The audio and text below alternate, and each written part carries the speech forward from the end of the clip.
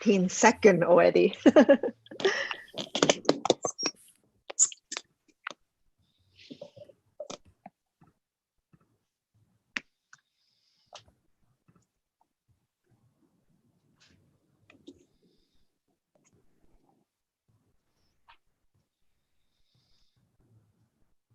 Hello, everyone. Good evening in Hong Kong and good day in UK. I'm Ying Kwok, a curator based in Hong Kong and the festival director of Peer-to-Peer UK Hong Kong Festival. There is a few housekeeping rules to share with you before we start the panel today.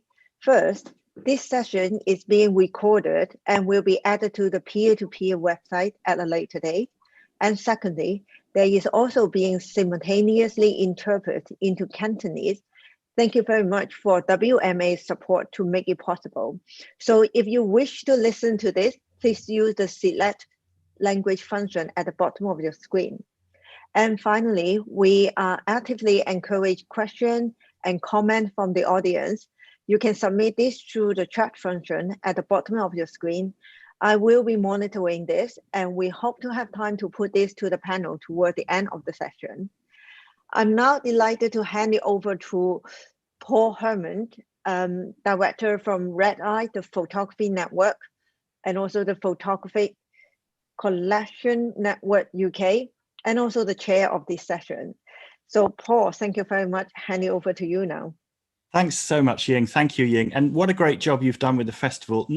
We haven't really talked about Ying, but she is a fabulous curator with an amazing track record. Sorry, do you mind me embarrassing you? And I would definitely say, check out just her... about to switch off my video. Okay.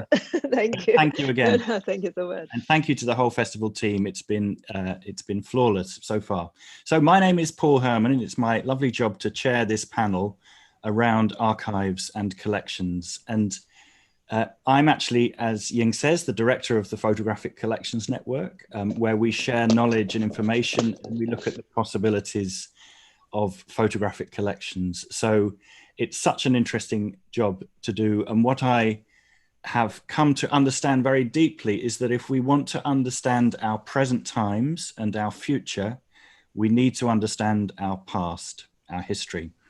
And the building blocks of our history are contained in archives and collections. So given their power and importance, and in an era when we're questioning so much, I think there are some fascinating tensions in the way that collections and archives are managed, and we're going to explore those areas today. And under a couple of broad areas, but what is in archives and collections, who decides that, and how that might be changing for various reasons, and then who has access to archives and collections and how that work is accessed. And of course, the pandemic has really sharpened both of those issues, as what we took for granted is now much harder, but some new possibilities have opened up. So today we're talking with three people working in very different kinds of archives and collections, but with some common threads to get a sense of the current picture and what that indicates for the future.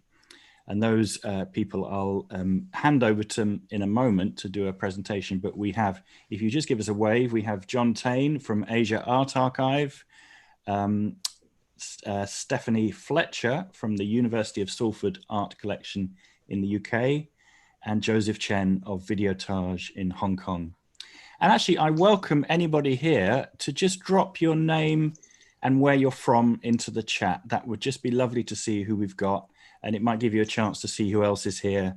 So make sure when you do that, if on your chat window, you make sure you select panelists and everyone, panelists and attendees, otherwise it just goes to us. So make sure you select attendees and then introduce yourself in the chat. But I'm going to, final thing is, what I've noticed, I've been to a few of these panels actually, they're short, they're an hour, and all the questions come in about 5 minutes before the end. So make sure if you've got questions, drop them in early, that would be super helpful. And what we're going to do is, as I say, have a few minutes from each person just to talk about their work. And we'll possibly have a couple of questions in between each presentation, but then we're going to go over and discuss those broad themes, but then we'll open out to anybody who wants to ask questions of these great panelists. So I'm actually going to ask John to start. And so John, over to you to introduce yourself and talk about your work and what you do. Thank you. Great, thank you, Paul.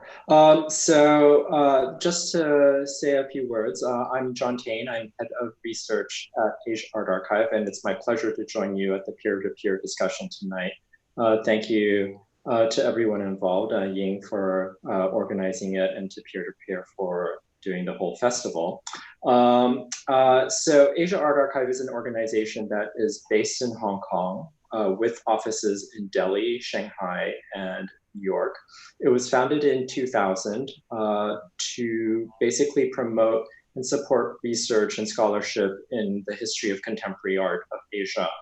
And what we are is a library and an archive. So we have a physical library here in Hong Kong, as well as in Delhi and in New York, but also online archives. And so at this point, we have over 40 collections, 40 archives relating to contemporary and modern art from across Asia. So collections ranging from China to Vietnam, to the Philippines, to Thailand, to Pakistan and India.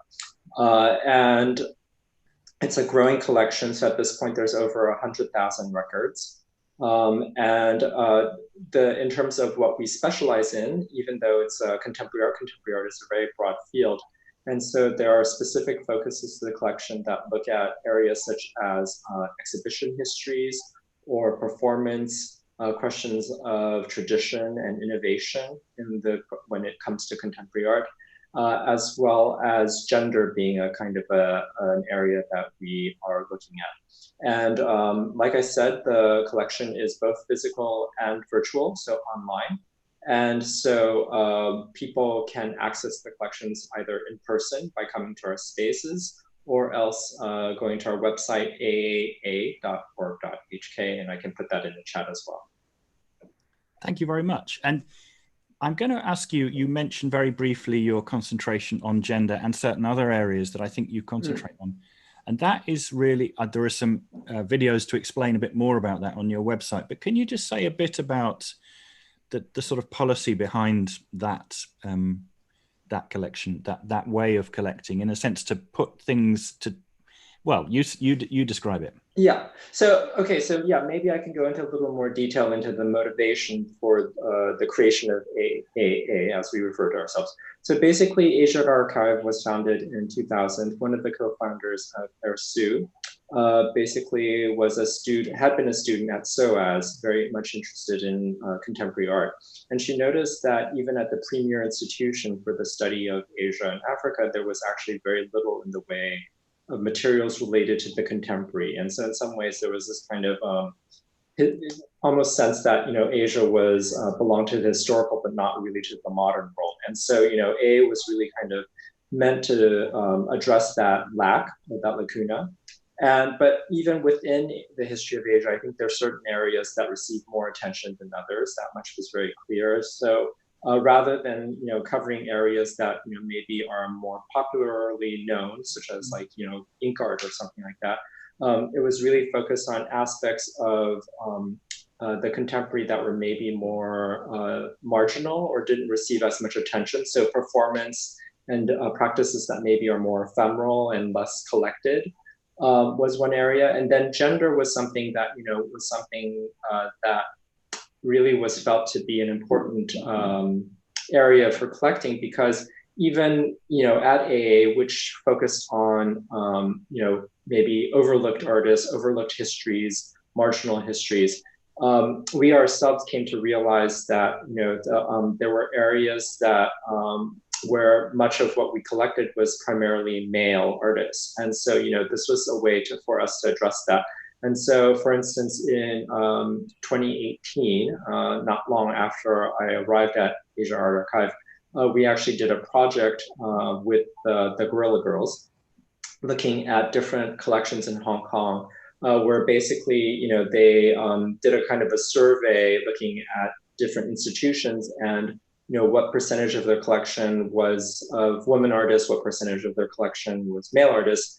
And I think, it was an embarrassing moment for various institutions, but, also for our own institution, because we realized that, even though, we were very much, we're predominantly female in terms of our staff, but even, with that and with kind of all of the emphasis that we put on looking at the overlooked, we came to realize that there was very few women artists whose archives were in the collection. So, we've been busy addressing that ever since then. It's, I think right now, for instance, we're about to launch a collection of a collective of Thai artists called Womanifesto. And basically, looking that specifically was addressing women artists in the 90s and 2000s. And so it's something, that we're continuing developing. So the Guerrilla Girls audit was of multiple institutions. Is that what you just said, I think? Yeah, yes, a few institutions. So there was M+, there was the Hong Kong Museum of Art. Neither of them were particularly pleased that this was happening, but we weren't exactly pleased with the results ourselves. So it was kind of, both. It was directed at no one in particular. It was kind of really, looking at some of the key organizations.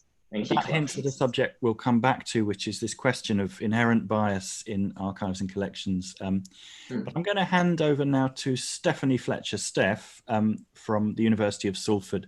So do you want to do the same? Talk a little bit about your work and what you do. Yeah, for sure. Thank you, Paul. So my name's Steph. I'm the assistant curator with the University of Salford Art Collection. I'm also a visual artist and a studio director in my spare time. So the collection that we have it's relatively modest in size and scale, but definitely not modest in our ambitions. It's under 1,000 works of art, modern and contemporary art, plus associated kind of archives and documentation around those works. And it's a relatively young collection. It started around 50 years ago when the university got its first university status. I've been with the collection for about 6 years.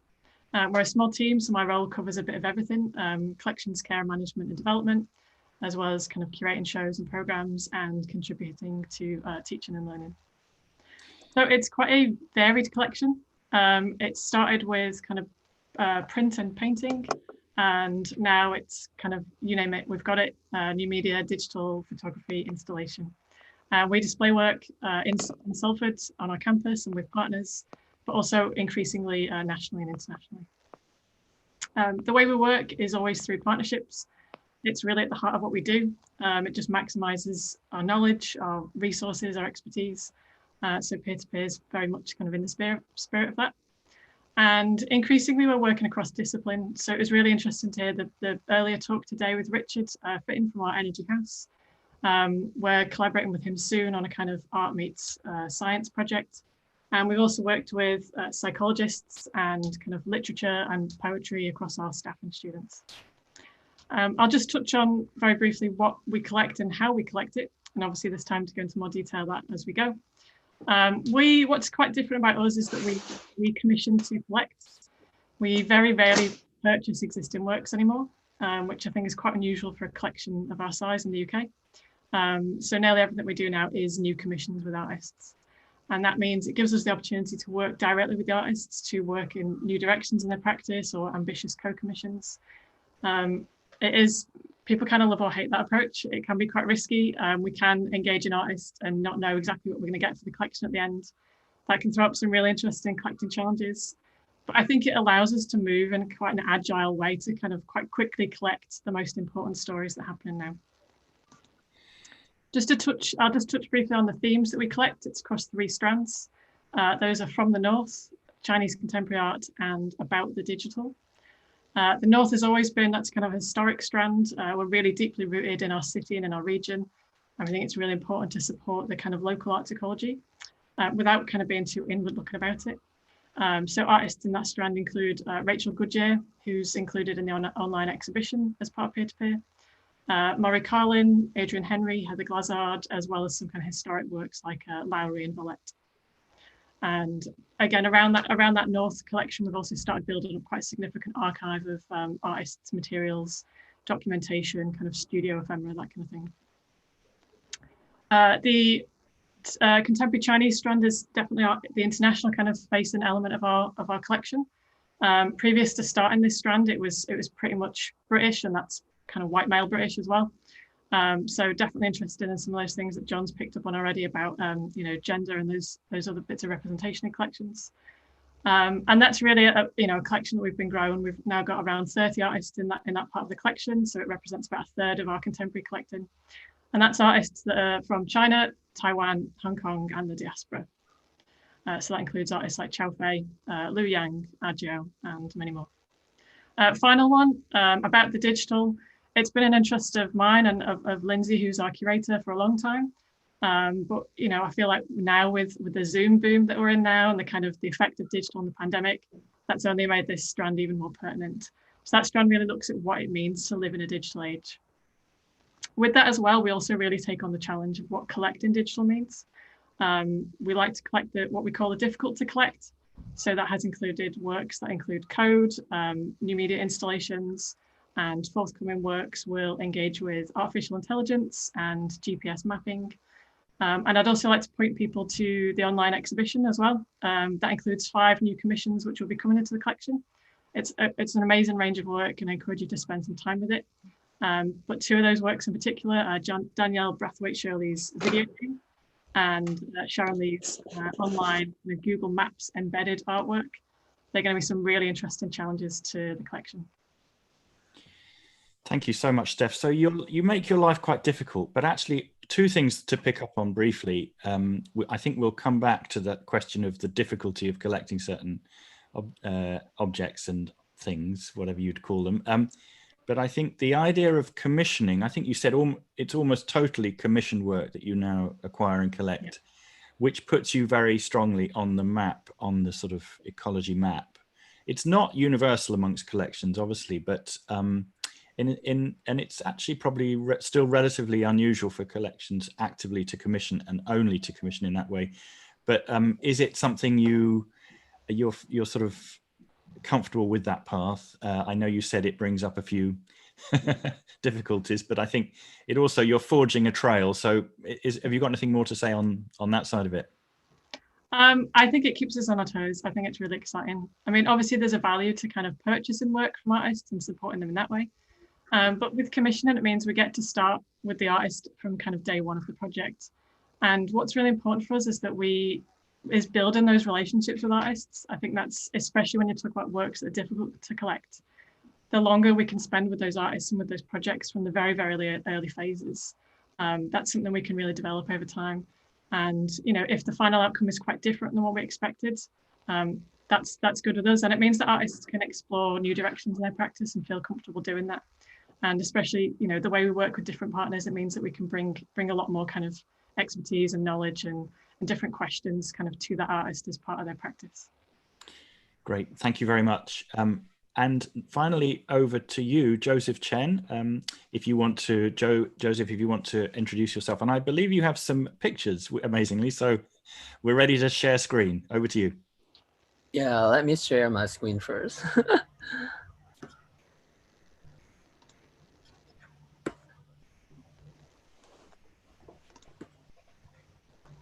Yeah. Hi, I'm Joseph. I'm the Senior Project Coordinator from Videotage.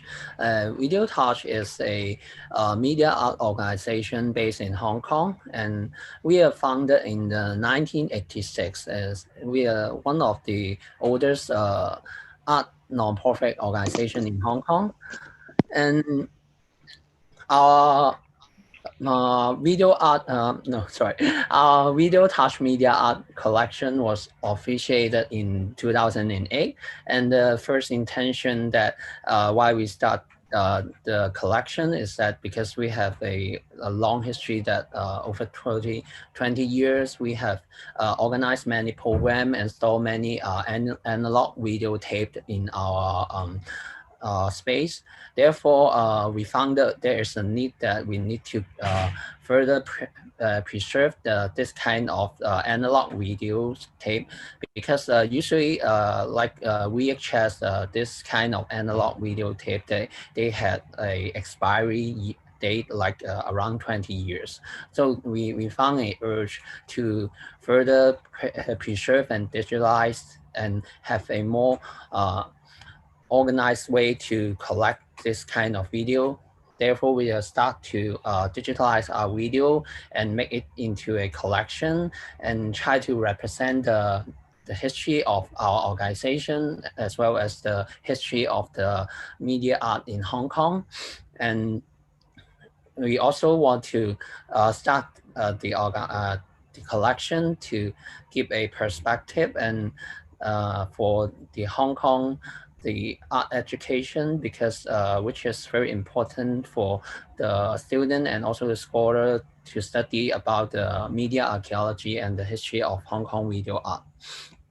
And in our collection, we have collected over 2,000 videotapes and over 1,500 books and catalogs. And we are continuous collecting artwork that were digitally born. And apart from our physical collection, we have also started an online database. So people can browse our database and to search about different theme or different kind of video art genre. And also they can make reservation and come to our venue to view the video artwork. We are currently updating our system to allow the people to just walk in and come over to view our video. And also we are trying to renew the agreement with the artists. So trying to let them to allow us to online streaming the video so people can no need to just come to our space. And I can show a bit about our website, our online database. And pretty much it's like that when you maybe type in some certain of theme, maybe like gender, you can see the video that is related with gender like this, and you can just browse. You can see the text about different kind of theme that this video is related, also the program that we did. Because the strategy when we do the collection is that because we were started as an art organization, so we are continue doing a program, and after the program has done, we will start to collect the artwork from the program and into our media art collection, so people can come over to view our video. And besides of people can register and come to our space to view the video, we are also doing the dissemination program.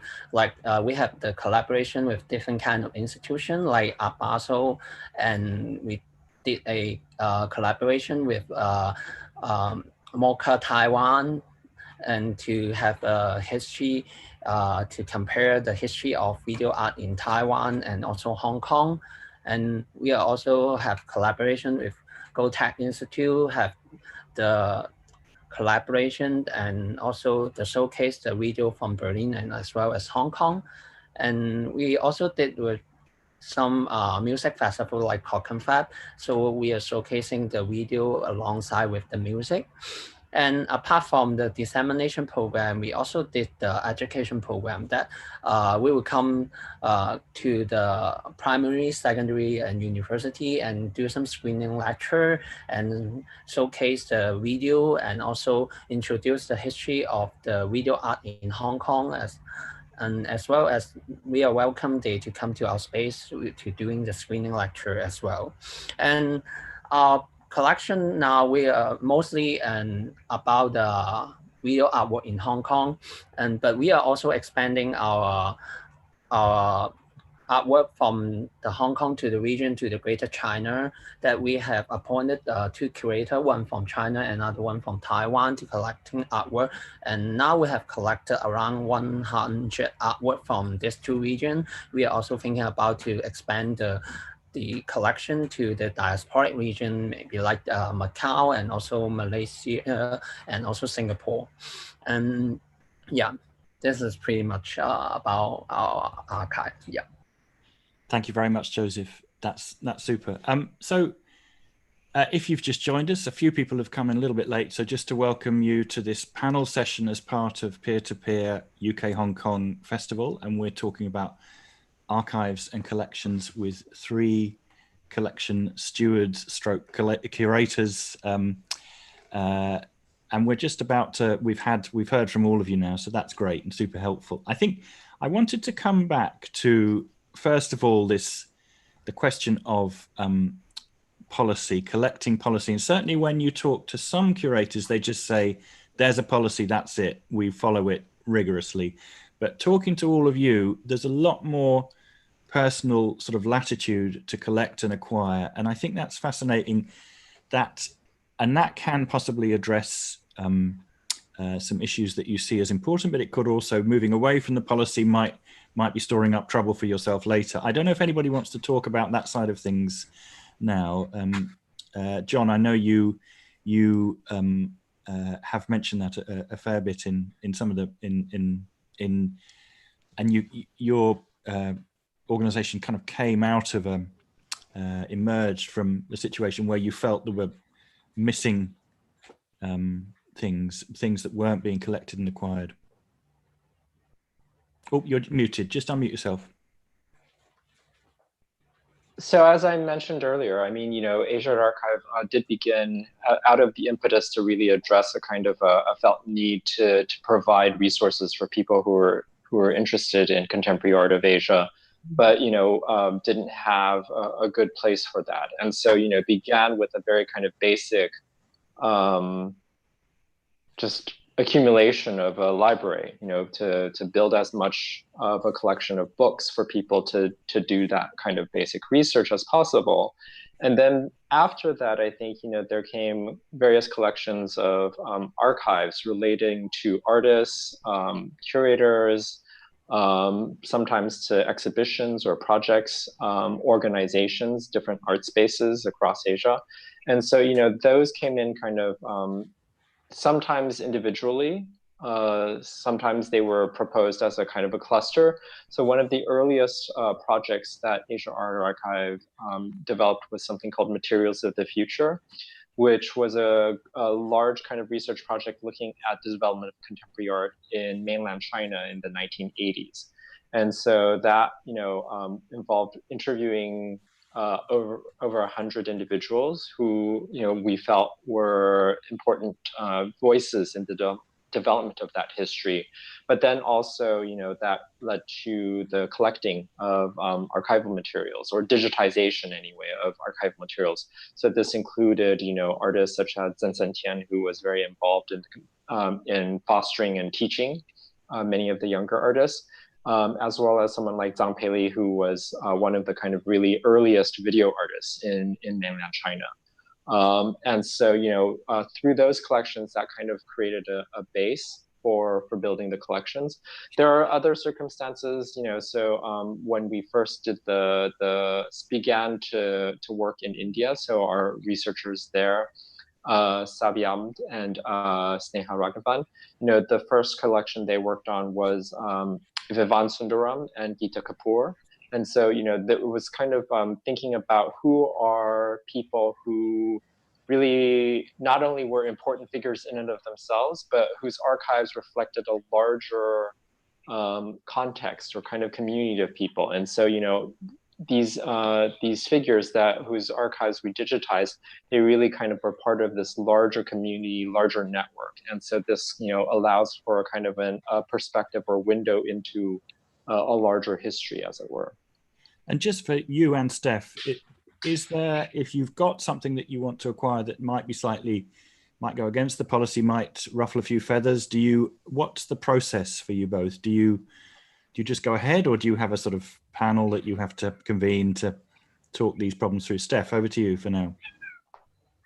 So we do have a panel, but I think we're quite lucky in that they like to help us ruffle the feathers, maybe. It's part of the nature of being at university. We're there to research, to maybe take risks that other institutions can't. We can move quite quickly. And, every time we work with artists, we're quite keen that the collection is always a catalyst for research and engagement and learning. So we very much see it as a resource that students can engage with at multiple different stages and kind of learn from, all the different parts of artist practice. So we're quite supported in that way. I think, we've talked quite a bit about whether things should be a policy to collect or whether we should just try and collect them anyway, just through the practices that we have. And I think we kind of try and do a bit of both. I think there's pros and cons to both. I think something like a policy will cement that thing kind of in the collection for the long term. And it means that whoever takes over next would hopefully kind of adhere to that policy. But it, you know, at worst, it can end up a kind of tokenistic thing, and we'd never want to go down that line. So I think we've managed quite well to kind of juggle some kind of flexibility and some kind of policy, especially, you know, what John was mentioning about gender. We did a similar study. We didn't get the Gorilla Girls. I would have liked to do that. Maybe we can invite them. They always cause trouble, so I'm up for trouble. But we kind of did our own mini version. It was just me in a spreadsheet, going through and looking at the gender balance in our collection, which, no surprises whatsoever. The first kind of 40 years of collecting was, from what we could figure from the information we had, there's at least 85% male, and the rest female, or we didn't have enough information to know about that. Contemporary collection since 2013, 2014, which was when Lindsay started, and then I started not long after. You know, we thought, do we make this a clear policy? Like, but that could actually take months and months and months to kind of get you know, signed off and everything. So we thought, well, we can just collect more people who aren't men. So the past kind of 6 or 7 years, it's pretty much a 50-50 split by now. And we're also really beginning to collect quite a lot more non-binary and queer artists, which I think a lot of the kind of museum institutions kind of haven't quite caught up with that yet. But I think looking at the younger artists we work with, I think that's definitely going to be an interesting area in future to see how that develops in the kind of discourse around gender in collections. That sounds amazing. There's actually a question come in from Howard Hopwood of Catalyst Science Discovery Centre, a large collection of documents, photographic material from industry, which I think they've just sort of, it's kind of landed on them as factories have closed, as I understand it. They've been given loads of boxes of stuff, but I think he asks, have you any advice on how we should go about drawing up a policy for collection and future editions? That may be too difficult a question to answer in a minute, but if you've got any immediate thoughts on that, otherwise, is it just something that has to come from within, or I suppose in your case, it sounds like a fairly flexible policy? I mean, I could cheat a little bit here and say I've already noticed that some collections trust people are in our chat, and in the UK they're an amazing resource. So spend some time on their website and dig through. I love reading that kind of stuff. So they've got some really great frameworks for how you can figure out what's in your collection and kind of set up some frameworks and policies. But yeah, it'd be cool to know more about your collection. If that's in the chat, I'll have a look at it. Brilliant. Okay. Anybody else want to add anything on Howard's question about drawing up a policy? Otherwise, we can move on. I'm seeing you not nodding your head for that, but we'll. That's super helpful. And welcome to the Collections Trust people as well. You talked as well, Steph, about the difficulty of acquiring and in fact, actively looking for things that are difficult to collect and acquire. I wanted to go to Joseph a bit on the sort of the job of you. I mean, it's the one that everybody knows about, but it's video, old video, and the rapid sort of pace at which the equipment goes out of date and so on and so on. How do you resolve that? Is it just a question of plowing through it, or are there ways you can make your life slightly easier? And I know it takes a long time. That's the key thing. But over to you, Joseph. I think the most time taking and also taking the labor time is that we need to digitizing the whole video with the video link that we can fast forward, and so maybe digitalizing one video tape need to be 1 to 4 hours. So there's the high labor cost in this point, and also many video is very old, maybe become moldy, that maybe can't view, that maybe we need to send out to the most professional to do the job to clean the video tape. And I would say this is very labor time cost about the digitalizing and further preservation of the video, but also we also taking time to do also because we got a tagging system, we will analyze the video and tag the related film and also related video genre, and also trying to connect it with the program that we did So there would be like taking our history, because we have 30 years of history, but we don't have very organized that filing of our previous program, that we are currently doing this kind of job and try to linkage the collection with our previous program and do a further organizing of our publication and to reflect our history as well as the artwork in our collection. Yeah. And John, I don't know if you want to add to that. I mean, when you get to the question of collecting stuff that's fairly, well, things like Google Maps, social movements, what kind of approach do you have for those kind of items, objects? Yeah, well, so maybe this gets back to the question of collecting policy. I think that, so funnily enough, I think Asia Art Archive is actually the youngest organization of the three here. Salford is 50 years old, I think, which is over twice the age of A, and I think Videotage is older than us by at least a few years, if not, well, actually no, like significantly, like I think maybe twice our age almost. And so A, and I should add that even though A is about 20 years old at this point, the digital archives is only about 10 years old. So it's only about half the time that we've really been building a digital archive. And so the way that that's developed is very much kind of, it started off with a very broad remit, which is, thinking about contemporary art in Asia, and more specifically, because the founders were more concentrated in Greater China, that's where the initial collection, so Materials of the Future was one of the first collections, really. And then after that, the way that it kind of built was sometimes, people would approach us, sometimes the researchers at A would approach people, but sometimes it was also very particular circumstances that would lead to a collection. So, one of the earliest collections that was not Chinese was the archive of an artist named Ray Longenbach, who is still based in Southeast Asia, in Kuala Lumpur, although he's actually from America. And, his collection was something that came to A partly because it was an amazing trove of documentation of performance in Southeast Asia. So, he would document a very well-known now very well-known artists such as Li Wen and others, but also because it was itself a collection that was under threat. And so, he had spent a good deal of time documenting performance artists in the 90s and after, but also he was documenting protests and demonstrations in Southeast Asia. And at some point, maybe about 15 years ago, he was in a bit of a bind because the police were looking for him, and he was very worried that the collection would then be confiscated and destroyed. And so that's when he kind of sent out a call for someone to help with the digitization, with the preservation of the collection, and that's how Asia Art Archive became involved.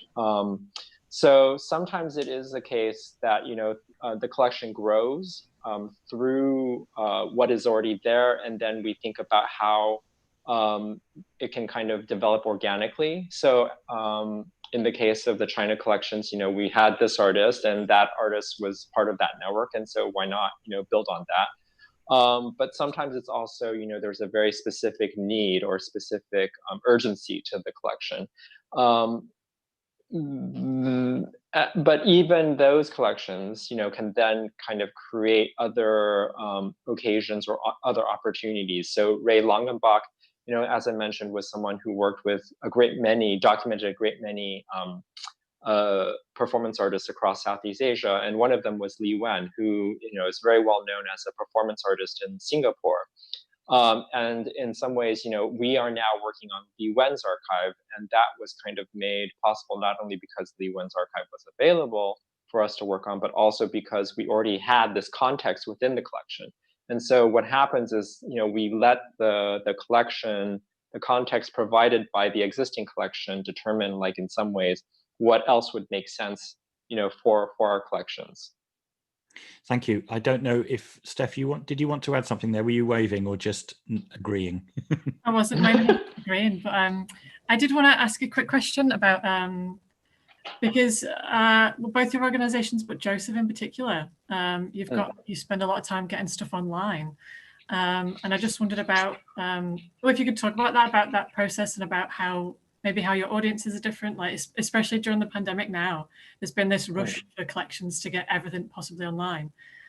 I'm not sure if that's the answer. That's a good moment to move over to that broad area of access, because certainly in the current situation, it's all been it's become very sharpened, hasn't it? But yeah, back to you, Joseph, if you want to introduce that that subject about your online access. Yeah.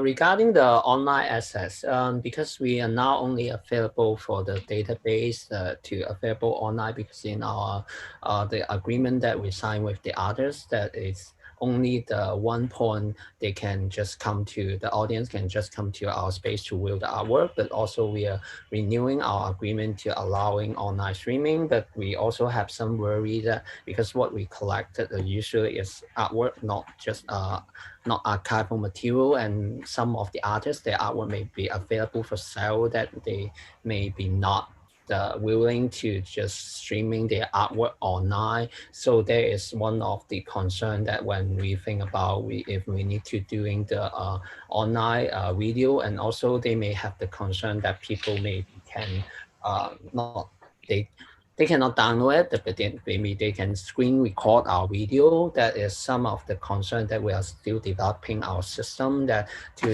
have to make it more secure for the artists to trust us and to available for online streaming, and just to approach a broader audience. Yeah.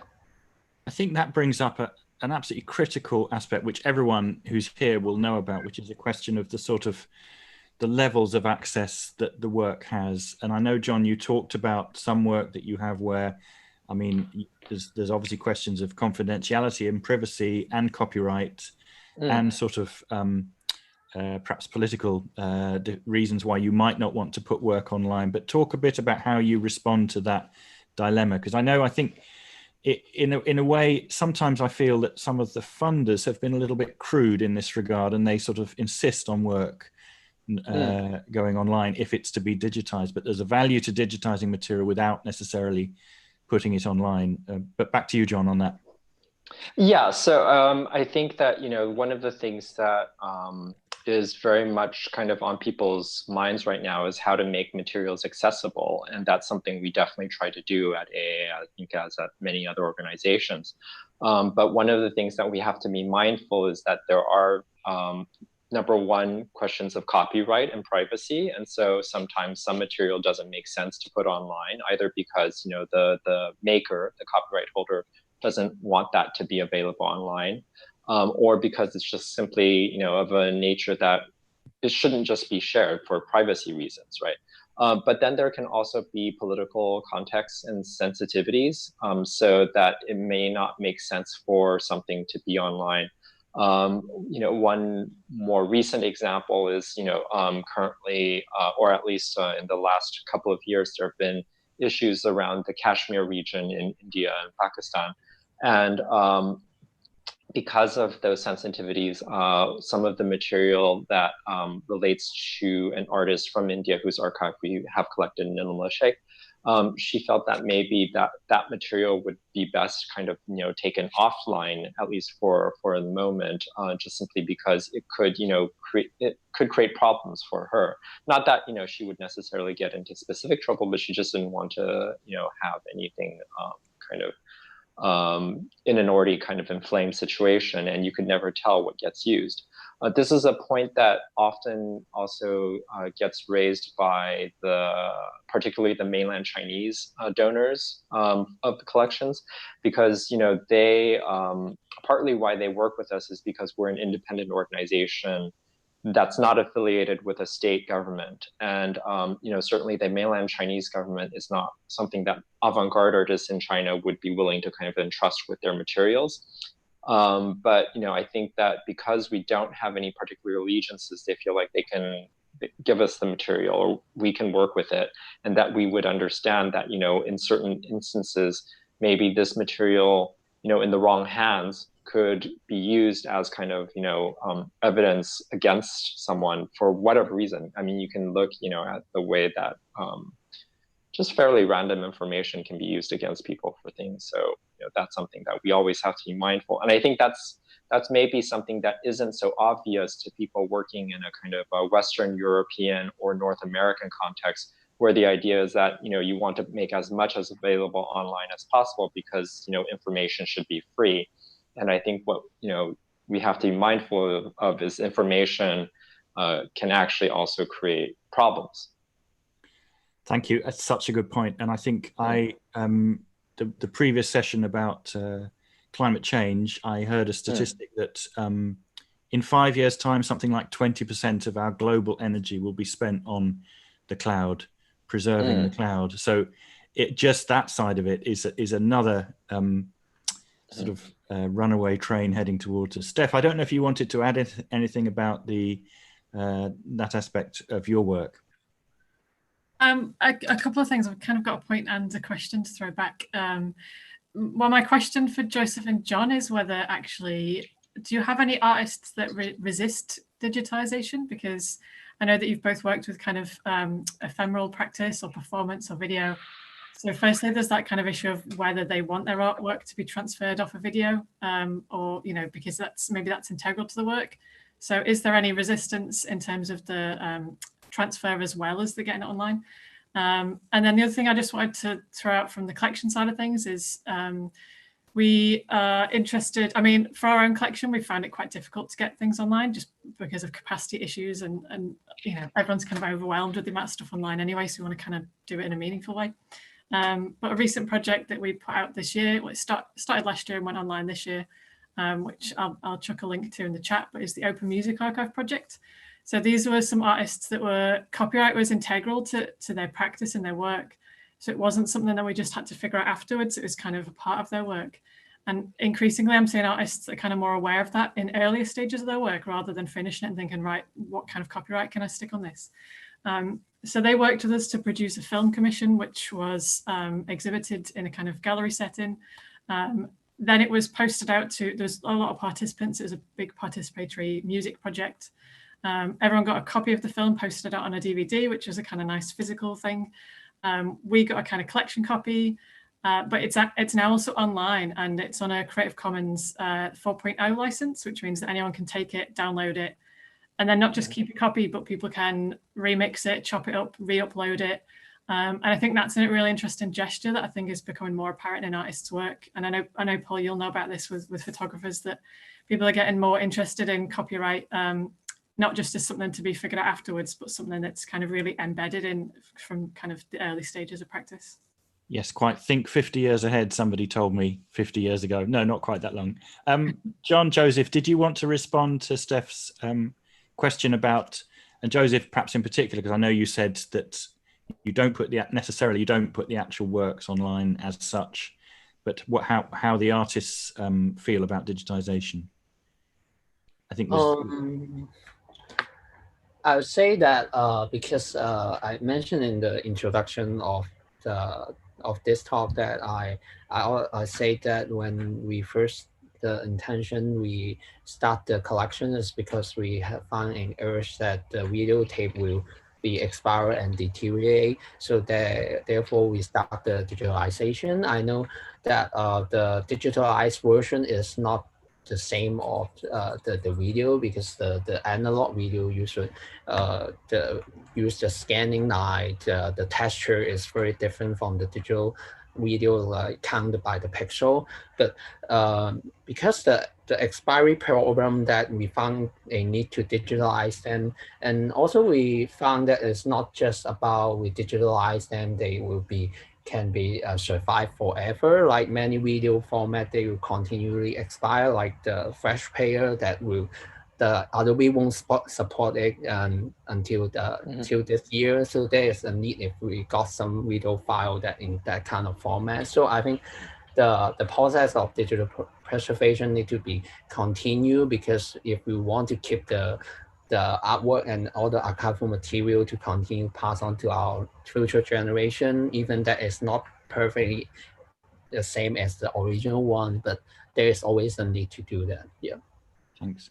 We're down to the last 10 minutes, so don't forget to put your questions in the chat if you have questions. John, did you want to respond to that that question from Steph? Yeah, let's see. What I can say is that there are certain materials that are in archives that maybe don't. It's not that they don't get digitized, but that people don't want them available. So we have 3 levels of access. Basically, we have things that get put online, so anyone can basically go to our website and look at it. We have material that is deemed, maybe more sensitive, and so it's available only on site. So you physically have to come to one of our spaces to look at the material. And then we have material that really is kind of maybe, like requires special permission to look at, even if you come to us.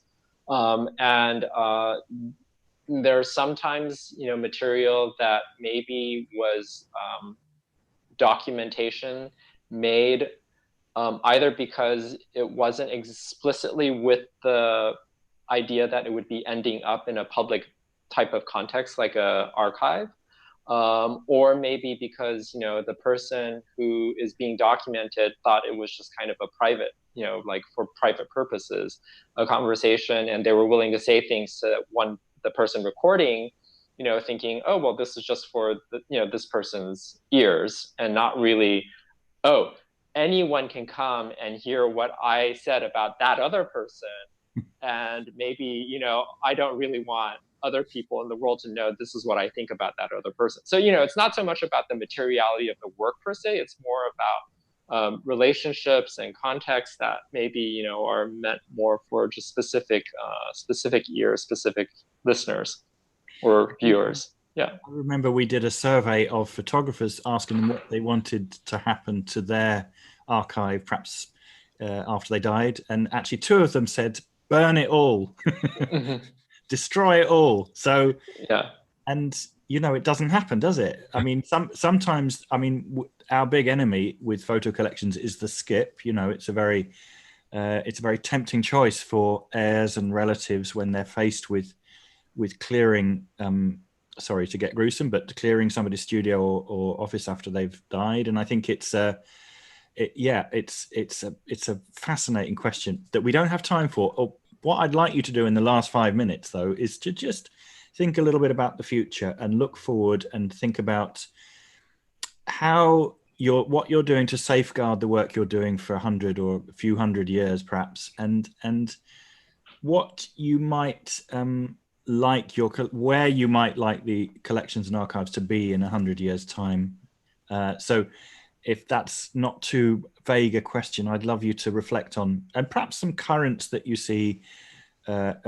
I think we're all aware of some of the discussions we've had today already about the question of removing bias and actively sort of reconsidering what are in certain collections. That doesn't necessarily apply to your own collections, but think about the currents towards the future and perhaps where your own works will be in 100 years' time. Who wants to dive in on that? Yeah, John. Well, maybe if because you were just mentioning kind of dealing with photographers' archives, and we're currently in the process. So we generally work only digitally. We don't actually keep the physical archives, but we're currently working with one Hong Kong-based artist named Chen, who had this kind of massive archive. He was something of a hoarder, and he also was an inveterate photographer. And so we have thousands of negatives. And now we're trying to figure out what to do with all of these negatives. And I think that, Asia Art Archive has had the good fortune where most of the people we work with are still alive. But as people get older, there's going to be more and more of these kinds of physical archives that we're going to have to deal with. So that's one. It's the past, but it's also our future. It's kind of working with these large collections. And I think the other thing is kind of maybe the paradox is the kind of the digital archive. When people are only going to have everything that's on their phone, or their email is here, or their social media account, and how archives and collections are going to deal with that, I think is a big problem. Huge one. I've got a colleague who refers to the cloud fill, which is like the landfill, but in the cloud.